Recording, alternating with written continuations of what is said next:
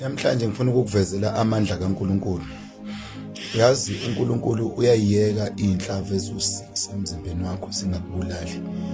Uvuke ubonga amandla kaNkulunkulu. Mose uthuthu uyakubheka kahle. Uthola ukuthi inhlava engene emzimbeni zu6. Kodwa eyodwa ayingenanga emzimbeni. Kodwa mo check kuzotholakala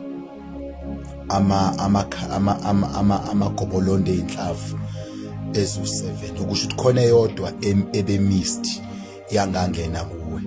uNkulunkulu uyakwazi ukuthi ayiyeke inhlavu ezu6 zingene emzimbeni as unnecessary kuyena bese eseve yodwa ebekade izokubulala einhlamvini ezu7 abekade uzodutshulwa ngazo noma isitha sokubulala ngazo ezu6 bezingazili kuzokubulala. uNkulunkulu avela seve yodwa. Lokhu thina sikubona kunzima kuNkulunkulu ku-unnecessary uyakiyeka. Lezi inhlamba lezi sisibona zinzima kithi abantu abasithuka ngazo uyaziyeka uNkulunkulu basithuke bakuthuke futhi basazokuthuka ngazo athuke uNkulunkulu ngoba zi-unnecessary kuNkulunkulu. Kodwa uNkulunkulu iyodwa inhlamba ayiseva noma wodwa umlomo akawuvala womuntu ayazi kahle ukuthi lo mlomo iwona ozokubulala. uNkulunkulu indlela yokusebenza kwakhe bafethu ayifani nokusebenza kwabantu. Asiqhubeke simethemba uNkulunkulu. Ungagive uphiswa ilezo nhlupheko ezu6 kanti uNkulunkulu saving inhlupheko eyodwa yesikhombisa ebekade izokubulala.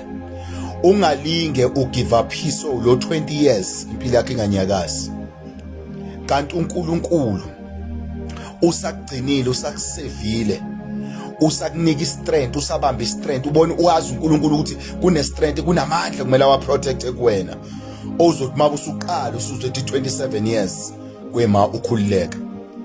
uMandela uhlale for 27 years ejele kodwa uNkulunkulu awuyeke u27 years ejele wagcina istrength namandla ukuthi usazoqhubeka ayophila ngaphandle.